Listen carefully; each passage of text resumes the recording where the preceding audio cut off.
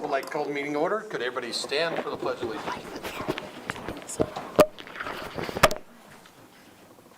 I pledge allegiance to the flag of the United States of America and to the republic for which it stands, one nation, under God, indivisible, with liberty and justice for all.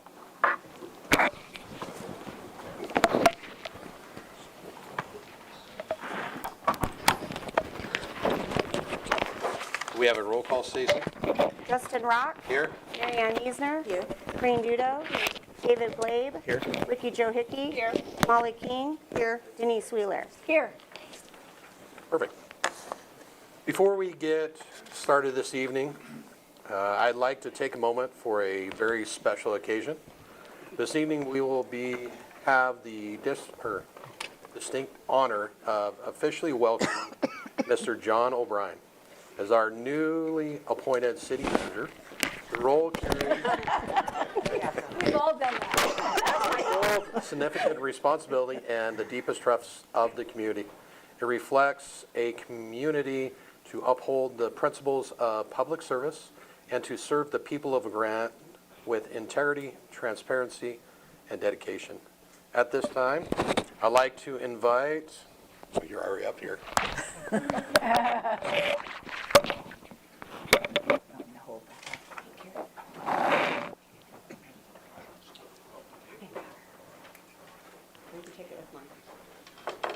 Usually behind the dais, so I don't wear pants. Now today, I'm like, great, I should have my pants on. All right. You want to raise your right hand? I state your name. I, John O'Brien, Do solemnly swear do solemnly swear that I will support and uphold the Constitution of the United States, that I will support and uphold the Constitution of the United States, the Constitution of the State of Oregon, the Constitution of the State of Oregon, and the Chamber or Charter and ordinances of the City of LaGrande, and the Chamber or Charter, the ordinance of the City of LaGrande, we'll just go with that, and that I will faithfully and honestly, and I will faithfully and honestly, and to the best of my ability, and to the best of my ability, perform the duties of the City Manager of the City of LaGrande perform the duties of the City Manager of the City of LaGrande in accordance with law in accordance with law, and in the service to the community, and is in the service to the community, so help me God. so help me God. Welcome. Thank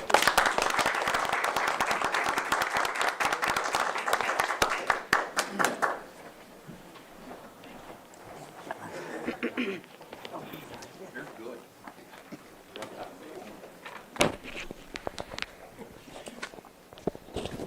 All right, thank you. Consent agenda. Is there any changes to the agenda this evening? There is just one change. Commissioner Scarfo reached out and he was not able to make it to tonight's meeting, so there will be no update from the commissioner tonight. Perfect. Consent agenda. Do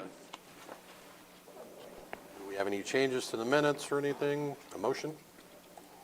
I move we approve the consent agenda as presented. Second. We have a motion and second. All in favor? Aye. Perfect. We are going to move into public comments. This section is to speak on any non-agenda items. Please keep it within 3 minutes. So this afternoon, good evening, Mayor and council members. I'd like to introduce to you our new HR generalist, Tammy Shaver. She started with us just about 3 weeks ago. She comes from the city of Silverton and has some great experience as public entity. So I'd like to introduce Tammy Shaver. Perfect. Thank you. Welcome. Welcome.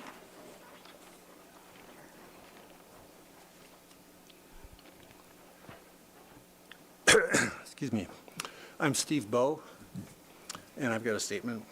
Cook Memorial Library is engaging in political advocacy and should not be.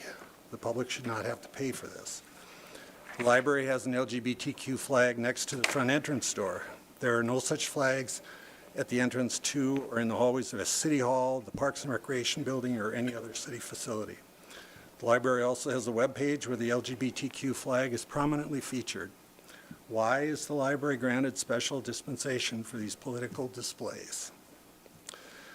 The library has, excuse me, web pages focused on preventing discrimination and harassment that are riddled with woke speak language that is vacuous and unintelligible to most people, language that has become widely mocked. On one of these web pages, the library states it stands by statements by the American Library Association, one of the most partisan and activist political organizations around. Why doesn't the library just say all are welcome and we comply fully with all relevant state and federal laws pertaining to discrimination and harassment? The library is engaging in virtue signaling and implying that anyone that disagrees with them in any way is racist or a bigot. A couple of days ago, I searched the library website using the search term transgender. The search returned from Cook Memorial Library only 83 hits, all books.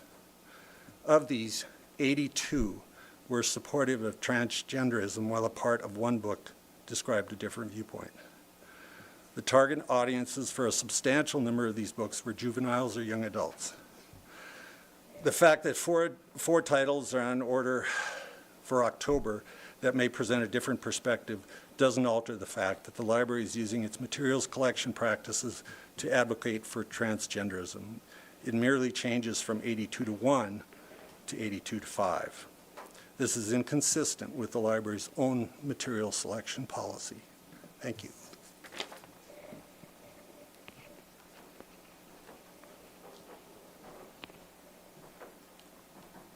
Any more public comments? Chief. Mr. Mayor and Council, I'm here tonight to introduce our newest firefighter to the Grande Fire Department. This is Will LePage. Will started with us on the 21st of August. He came from Oregon, where he's got pretty good background in EMS. He's currently in his program to become a paramedic, which he should finish around January. Hopefully before then. So that's a good thing. Will is married, has 3 kids, and currently lives in Oregon, but I believe he's planning on moving to La Grande. Will gave me his hobbies. He likes to play guitar, harmonica, and piano, which I'm not musical, so that's pretty impressive. He likes to camp and hike with his family, competitive sports, and reading. He said he's excited to serve the people of La Grande and is committed to upholding the values of our fire department, which are service, teamwork, integrity, compassion, and courage. So I'd like you to welcome Will, and hopefully he has a long career here, like I've said before. And I was going to say he's my last new hire to introduce, but I think next month I'll bring in our newly appointed fire chief. So I'll see you next month. Welcome. Welcome. Any more public comments? None? All right. We have no public hearings, no unfinished business, no new business. Staff comments. Any of the staff? Hello, Chief.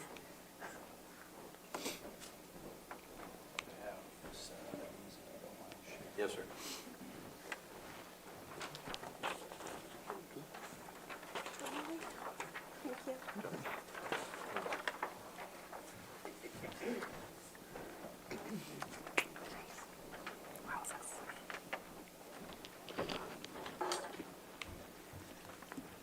Mr. Mayor and City Councilors, it's nice to see you this evening. It came to my attention, I was unable to attend last month's council meeting, and there were some questions. I think some community members might have came before you and had some questions or comments about fireworks in La Grande. So I put together this fact sheet that I've presented to you. I believe that this will serve to be pretty informative for you. I don't expect that you have time to look at all of it right this very moment, but at the risk of repeating some things that are already there, if you have specific questions, here I am. I'm happy to answer those for you if I can. I'll be here next month too, so if you want to take a look at the facts there. This came up last Yeah. month, several people complained about the prolonged fireworks, not just on the 4th. Yeah. And it's disturbing to people and animals.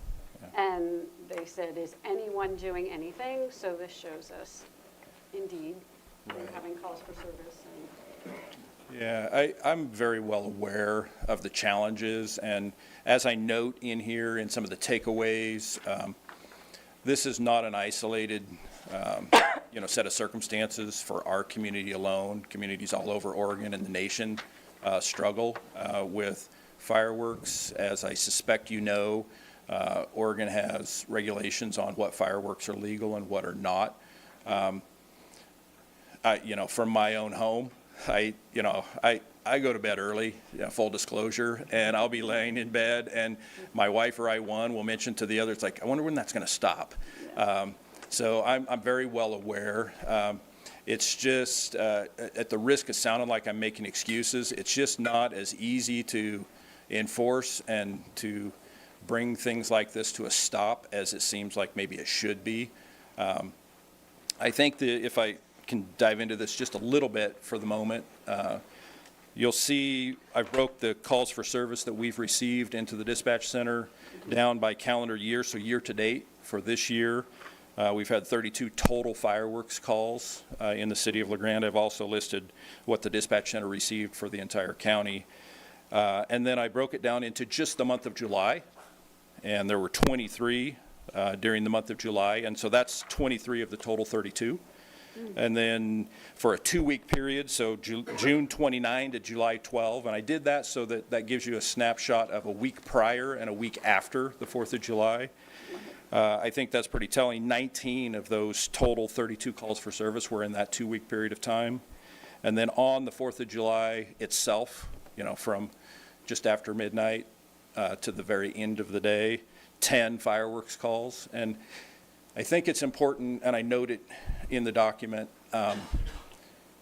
we certainly are aware that there's a lot more going on. In fact, we ask community members not to inundate our dispatch center with calls for service related to fireworks because, we know they're there, and we certainly want to, honestly, fire is one of the biggest risks that we have when it comes to that, other than the annoyance, of course. But so just because I note that we only had 10 calls for service on the 4th of July for fireworks, that's not the whole story, and you guys know that.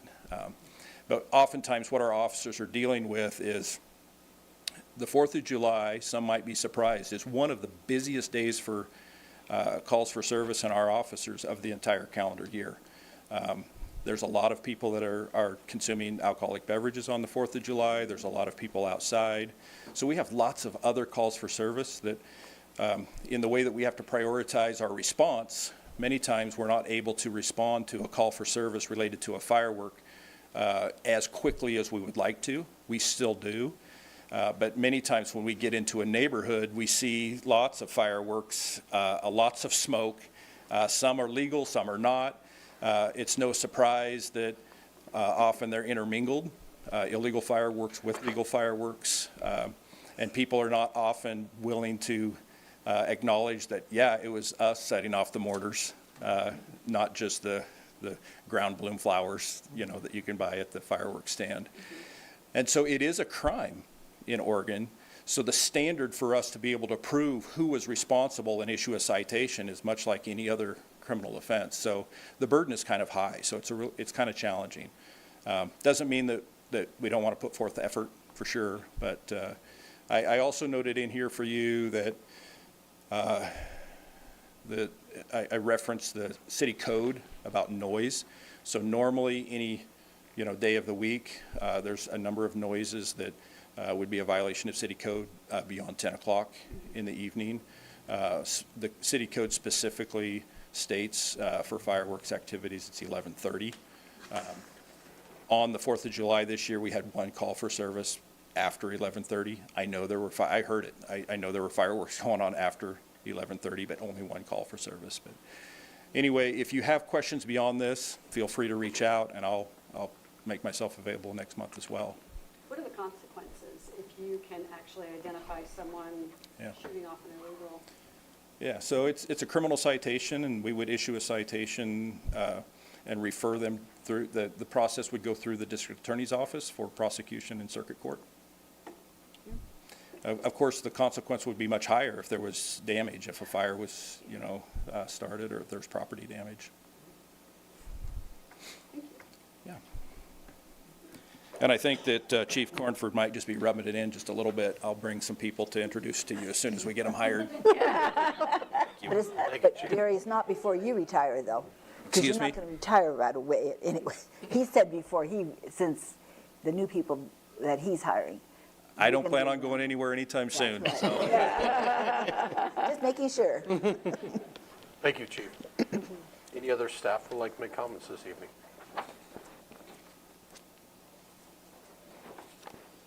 Nope. All right. City manager comments. So I wanted to give you guys an opportunity to make a decision on whether or not we want to have open discussion currently in regards to performance expectations for my position, or if you would prefer that we schedule an executive or a session for that in the next, following the next counseling meeting. Whichever you prefer, I'm open for it this evening if you are. If you want it in closed session, then we can do that. We'd have to do it next month. I'd like an executive session. Yeah, I think Yeah, both would be great. I mean, it would be good. All right. Then we will schedule it. All right. Thank you. Anything else, John, or is that it for you? Nope, this that's it. evening? Thank you. City councilors, comments? Anybody? one. Go ahead. Yeah. It is with pride that I share with the city that myself, a pansexual, my family, and my friends who are LGBTQ have books to read at the Cook Memorial Public Library to offset the great number of books that preach against our fellow human beings and citizens.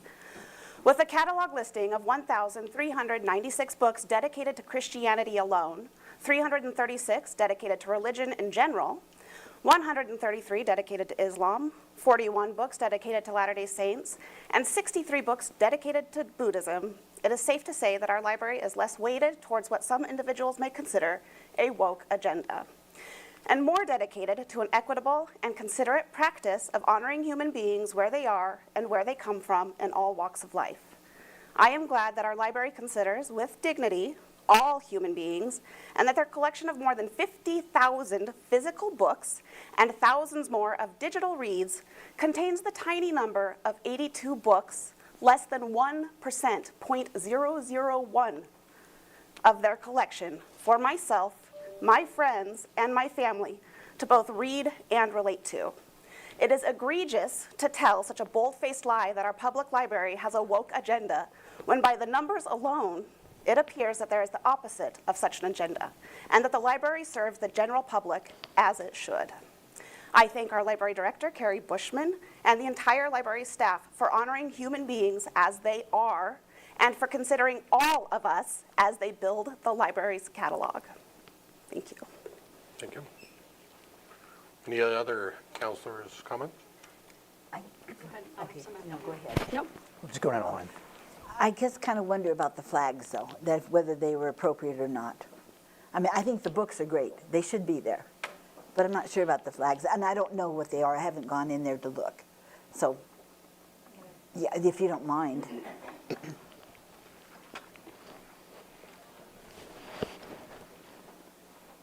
Good evening. I actually know of no such flags. We do have a sticker welcoming everybody into our library that does contain a rainbow behind it, outline.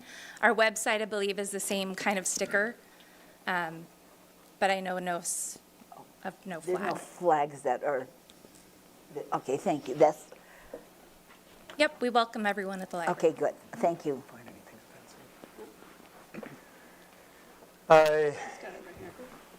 Tomorrow night is Celebrate La Grande. And so we would invite, all of the public out to just, celebrate with us what it means to be a community. And, there's free hot dogs, soda, ice cream. It's a wonderful event. There will be some usually music and entertainment. It's held at Riverside Park. It'll be from 5 to 7 p.m. Our own Chief Bell and Chief Cornford are, two of the members that have helped to put this on. And so again, we just invite and welcome everyone there, and hope you can come enjoy some of the fun. I've got a couple of things other than celebrate the Grande. The drug-free run is September 20th, and it's going to be downtown. They're doing a new format. It's run by the Union County Safe Communities Coalition, and there's going to be like a 1-mile scavenger hunt, mostly for kids and families, and then there's going to be a 5K timed run, and it's for a good cause.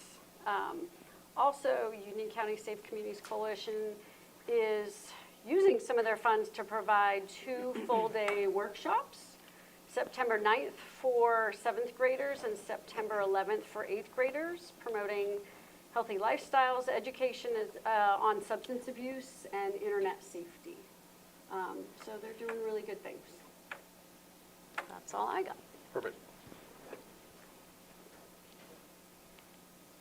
Denise, are you good? I am good. I'm just making sure I have to celebrate Sure. the Grande. She's updating her calendar. I am. With that, if there is no more, I have none this evening. We are adjourned from the City Council, and we will be moving into Urban Renewal Agency. Mr. Bren, are you ready?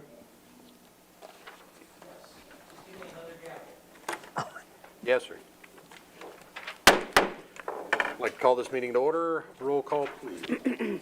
Justin Rock, There. Mary Ann Meisner. Here. Corinne Dudo. Here. David Glabe. Here. Ricky Joe Hickey. Here. Molly King. Here. Denise Wheeler. Here. Perfect, thank you. The Urban Renewal Agency will be meeting in executive session pursuant to ORS once we make it through most of our new business, and at that time, I have another piece I'll read, but I'll wait to that point. Is there any changes to the agenda? No changes tonight. Consent agenda, does anybody see any issues with the minutes? Like I to make a move motion? we accept the consent agenda as presented. Second. Got a motion and a second, all in favor? Aye. Public comments. This portion is for urban renewal and any non-agenda items. Now is the time for public to step forward and have a 3-minute time limit. None? One more chance. Nope. Perfect. Public hearings, we have none. No unfinished business. New business. Looks like resolution confirming authority to accept offers and sell property in La Grande Business Park. Technology, Mr. O'Brien.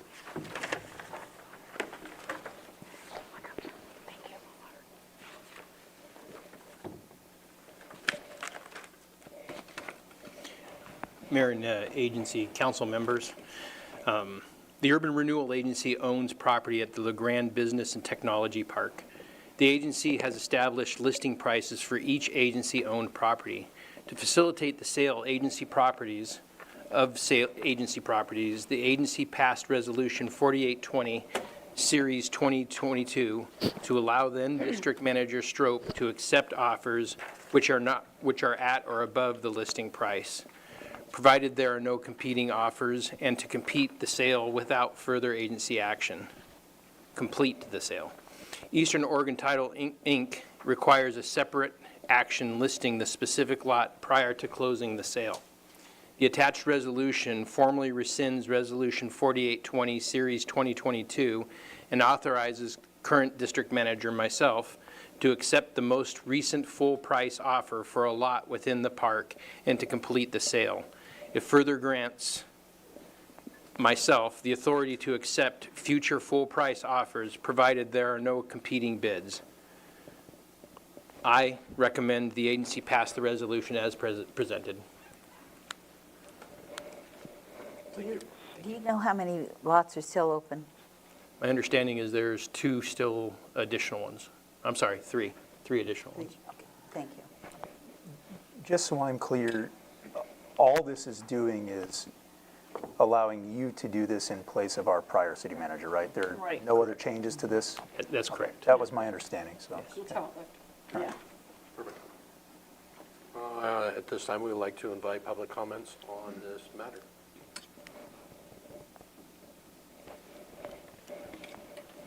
None? Counselor, or actually, agency discussion.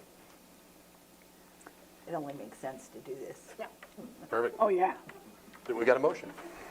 I move that the resolution authorizing district manager to accept offers and sell agency property located at the Grande Business and Technology Park be read by title only, put to a vote, and passed as presented. Second. Any more discussion? No? At this time, could the city recorder read the proposed resolution by title only? A resolution of the City of LeGrand Urban Renewal Agency, Union County, Oregon, confirming the authority to accept offers and sell agency property and repealing resolution number 4820, series 2022, and declaring an effective date. All in favor? Aye. Aye. Anybody opposed? No? Passes. All right. Our next one will be considering amending the Liberty Theater agreement. With that, we have the staff report, Mr.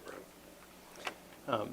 Mayor and council agency members, in August of 2024, the Liberty Theater Foundation requested and received an additional one-year extension to complete the Liberty Theater project.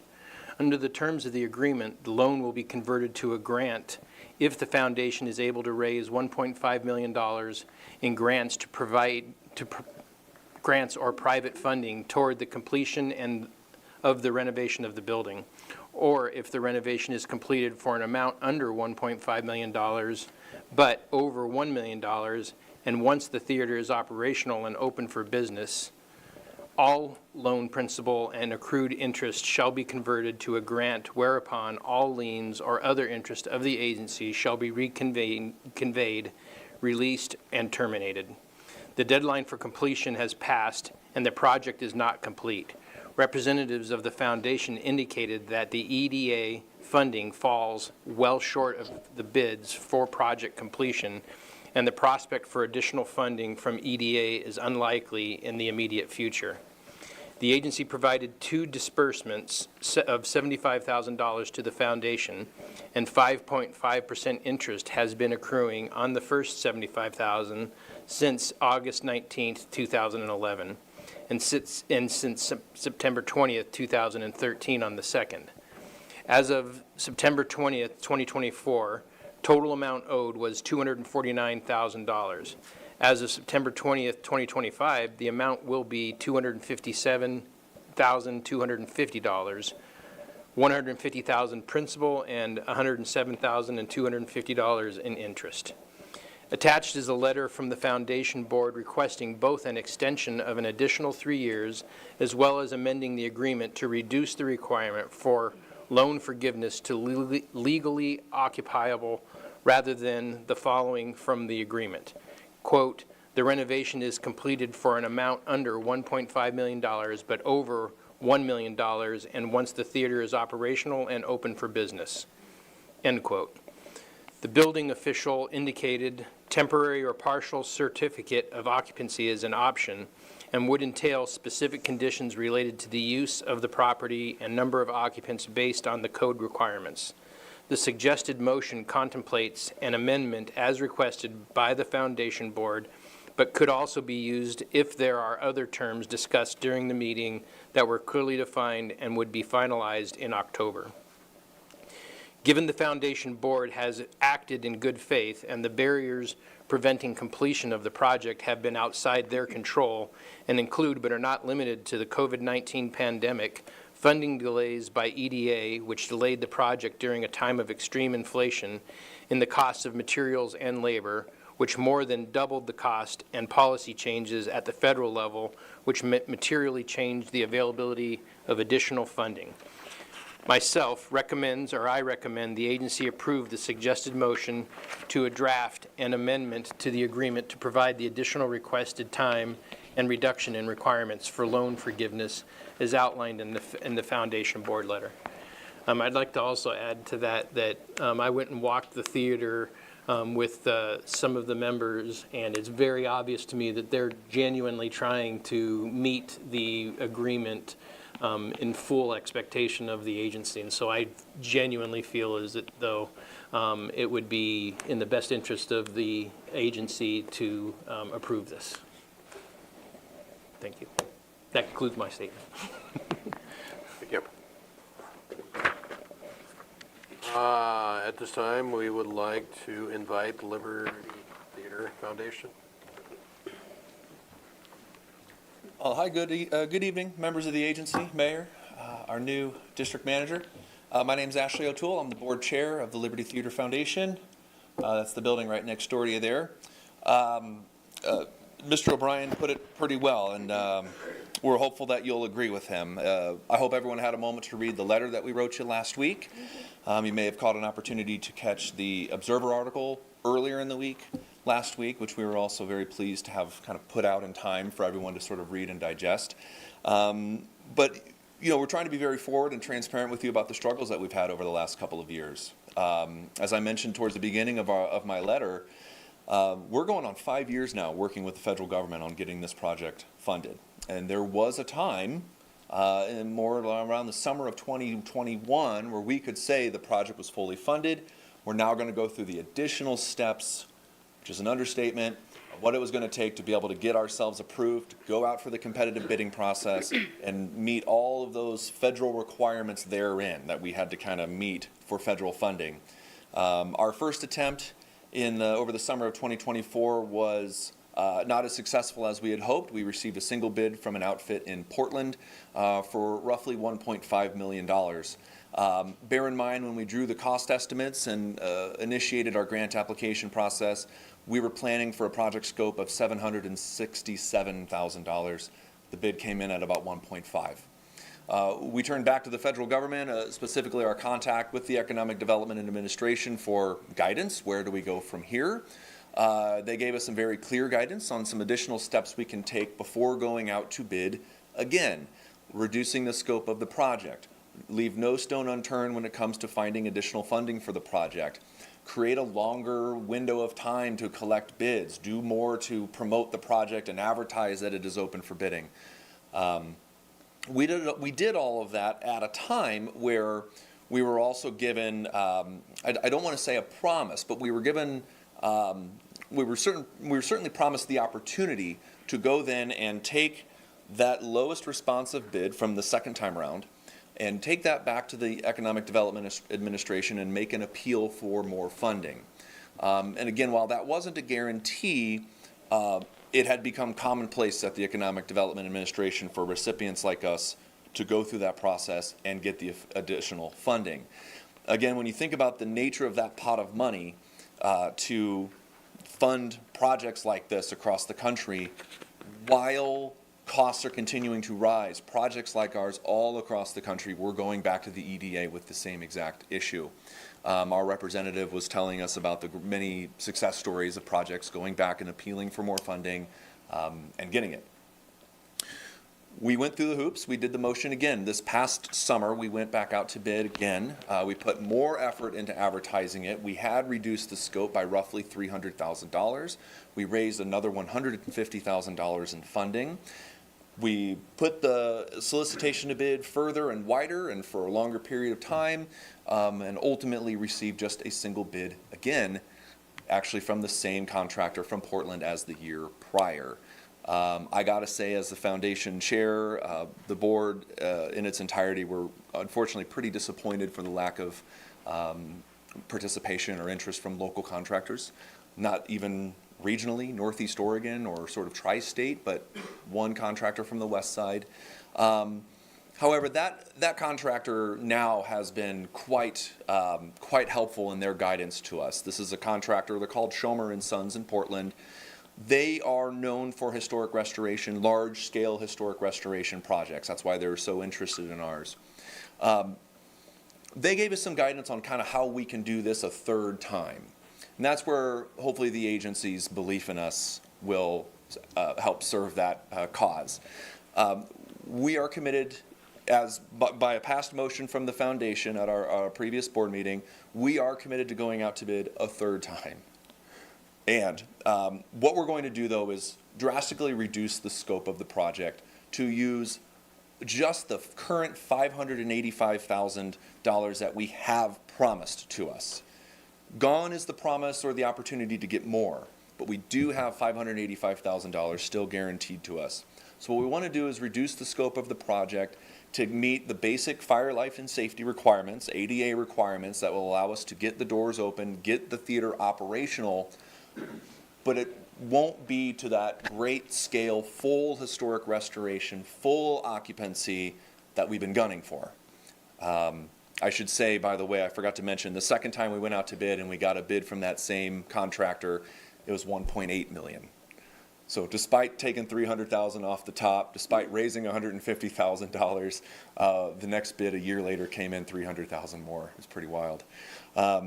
So after counseling with them and speaking with some other engineers and construction experts, we have a belief, and it's something that we're willing to pursue with the agency's blessing, to do this again. And essentially what we're going to try to do is get the ground floor open for an occupancy permit. Again, meeting all the basic fire life and safety and ADA requirements, and having some funds within that 585 towards historic restoration. We certainly don't want to build it out just to get an occupancy permit when in the near future, hopefully we can, come back and redo some of those materials. I think, for example, flooring. That was one of the single biggest ticket items on the bid, about $200,000 worth of flooring for the entire building. If we reduce the scope to just flooring for the ground floor, we know that that's going to take a significant chunk off of that cost. What we don't want to do is put down a cheaper material because it's quicker and cheaper, only to rip it up a couple of years later. And I say that a couple of years later because the point here is, let's get the theater open, occupied, let's get a business running, and then that train has left the station. That snowball has left the top of the mountain. One of our biggest challenges in fundraising is that we're just an unopened, unoperational building. When we get this business running and we are an operating theater, the grant opportunities, the funding opportunities to us really open up. And that is something that has been demonstrated before, pre and post-pandemic. So what we're asking the agency to do is to consider, as the director had mentioned, as the manager had mentioned, we ask that you please grant us another extension. I know we've been coming back year after year for this, so if you can consider 3 years, I would appreciate it.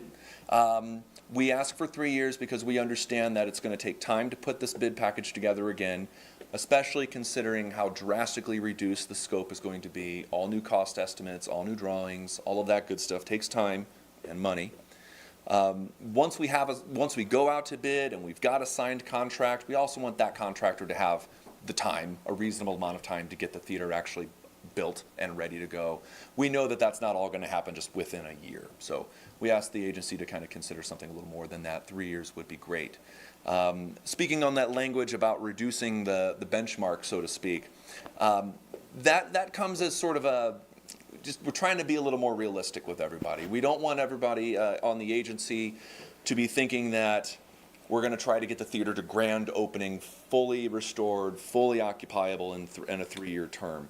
I want the agency to understand that we're trying to get the theater to, as I had described it, spending that $585,000 to its fullest extent. And we hope that the agency would agree that that would be enough to forgive the loan, let it turn into a grant, a forgiven grant, as we then continue to work towards a full and complete restoration of the theater. I think that's my spiel, everyone. I'd love for some questions, please. I have quite a few questions. Yes, ma'am, please. Okay.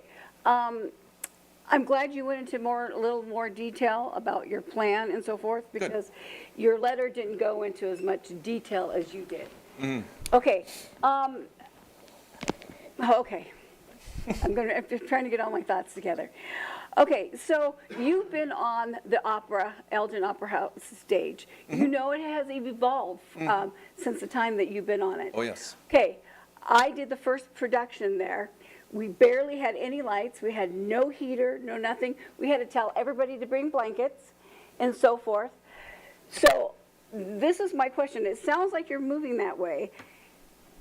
I don't know why we didn't move this way sooner.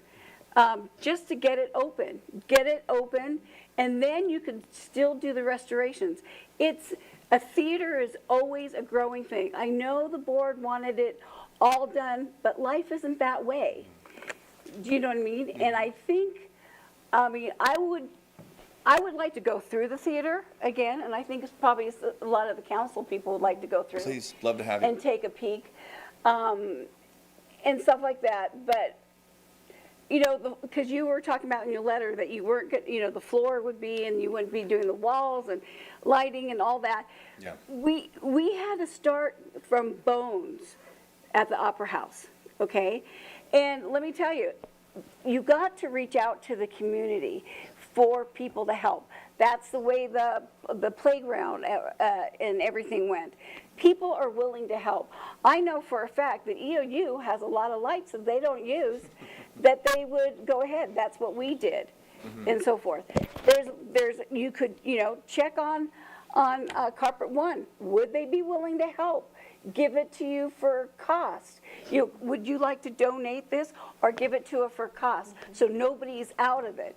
There's ways to do it. And I just feel that people in the community are kind of tired of, oh, this is going to happen, and it's not happening. But you've got to do something. This is about, is this the fourth or third renewal that we're doing? Something like that. And so forth. And so I just think you need to put your nose to the ground, use people, not just saying, oh, we just, you know, we're not getting approval right now, just sit and just let it go, because it's just going to get worse. Yeah, thank you. Yeah, this is, I want to introduce Jeff Clark. He's the vice chair of Liberty Theater Foundation. Sounds like you'd like to speak to that. Yeah, so, hi, I'm Jeff Clark. I'm a local realtor here. I'm one of your elected directors for the Oregon Trail Electric Cooperative, and I am the vice chair for the Liberty Theater Foundation. So, I've been involved in this project for a long time. I've been on the board for only a few years, but I was wearing a top hat fundraising probably 15 years ago at a local church, and we did $75,000 in one night. You know, we have thousands and thousands of volunteer hours into this project from people all up and down the spectrum of the community. The $585,000 that the federal government has designated to this project comes with requirements associated with it. So we can't necessarily just, we don't have that in our bank account. We can't just say, okay, we can start tossing this money that way. Like this money represents an opportunity for the community to grab these funds. Now we have definitely invited contractors out. We have had open houses. We've had all kinds of things where we have really tried to. Open houses for what? For getting the community involved in the door. Okay, because I think a lot of I didn't times. finish, would you, Denise? Okay. Yeah, Sorry. so, thank you. I thought we were having a discussion. Yeah, no We are problem. having a discussion. That's Okay. great. So, you know, we were at one time fully funded. That was a true statement, and none of us could foresee that pandemic coming. If you haven't been in the building in 5 years, it's changed radically. Like, we don't need any lights. We have all the lights. We have $100,000 worth of audio video equipment in the theater right now, all the speakers, all that. We are really at like the 70% mark. I do a lot of inspections for banks on new construction houses, and we're at the sheetrock needs to go up phase, floor coverings, if you guys aren't aware, we have $1.1 million into the building so far. So the roof has been replaced. There's a couple $100,000 of HVAC equipment new on top of the building. We have a couple $100,000 sprinkler system. We could turn the pipe tonight. We could activate the heating system today. We have all the conduits installed for all the electrical, for all the audio video equipment. The electrical is completed on the second floor as far as the lights are concerned. We have completely engineered plans for the entire completed theater stamped by our city officials, and that was a process that took years using our local engineers across the street there. And they were incredibly helpful. And our city officials have been very helpful in the project as well. So we really do have a community-driven project here. The reduction of the scope is, I think, a smart move that will allow us to get to that step, Denise, where when we get occupancy, and I believe we can get there, I won't say easily with $585,000, but the reduction in scope will allow us to get the main floor activated. ADA bathroom, all the lights, flooring, safety, fire exits. There's a lot more to go. There's a basement. We lifted the stage 2 feet when we re-engineered the foundation so that we have an 8.5-foot space under there instead of 6 foot. So we have framed out dressing rooms down there. We have bathrooms down there.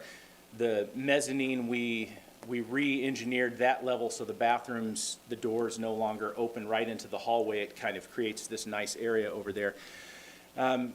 We have a lot of really interesting plans, but you know, the time has come to get the theater open, without a doubt.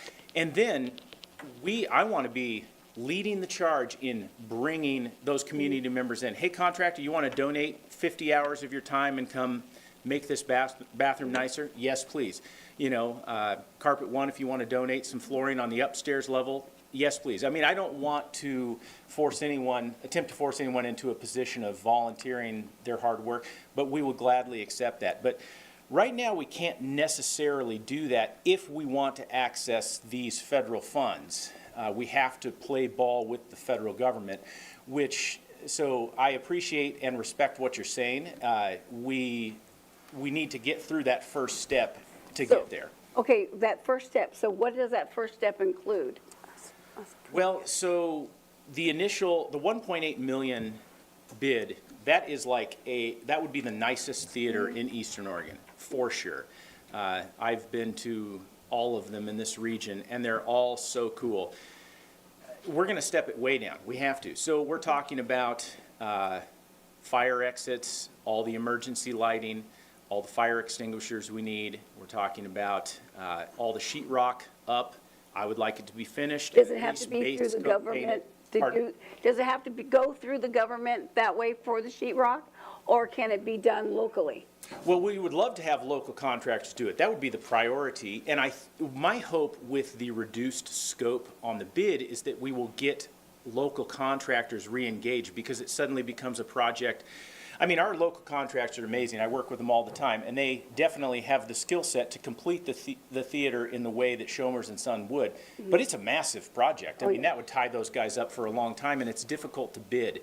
So I think that's why at this point, we've only seen these large, well, one, but we had a couple other large outfits kind of flirting with us a little bit, talking about it, but didn't make bids. You know, I think when we are talking about, hey, can you guys finish the sheetrock? Can we get this floor in? Can we paint this? That we're going to have local contractors that we can send this money to, which, I mean, that's been my goal from the beginning, is to have this be as community-led as possible. Some of this, Ashley has put in, it's probably not an exaggeration to say thousands of hours in this grant process. It's been incredibly frustrating for him, and it's been a heavy lift that he's done along with our grants manager, Nick Ducote. So there has just been so much that has gone into this, and the frustration on our end is quite huge. And you know, we feel a responsibility to the community, and we would love the chance to get those doors open at this reduced scope, and then we can get that snowball rolling, hopefully. Yeah. Anyway, I'll take a seat. Thank you, guys. Appreciate it. Thank you, Jeff. Yep. Any other counselors have any questions for the foundation before we move on to public comments? I really appreciate your vision and your diligence. It must be incredibly frustrating with just what's gone on with costs. So I appreciate your efforts. I've seen the efforts. I would love to have an update. I saw it a year or two ago, maybe last year. Well, but I do, to your point as well, Denise, would love to host a tour of the agency members. It's something that we can put on a calendar, make a work session out of it. We'll bring, bubble water for you guys. But we can also just go straight there after this. Yeah. Okay. Yeah, and then also. I appreciate all of your efforts. I know it's been hard, and I support you. Thank you. And I think the biggest frustration has just been the how long it's all drawn out. As I said towards the beginning, we're approaching 5 years since we first submitted our application. And throughout all of that time, things have continued to get more and more expensive. And so, you know, in 2020 and early 21, when we were putting together the cost estimate, that's $767,000 scope. And to be clear, when we say we will get 585, that's the Fed's share. What's the word I'm looking for? In kind, not in kind, but matching funds. Thank you. So the total scope was $767,000 to get the theater 100% done, fully restored gem of Eastern Oregon.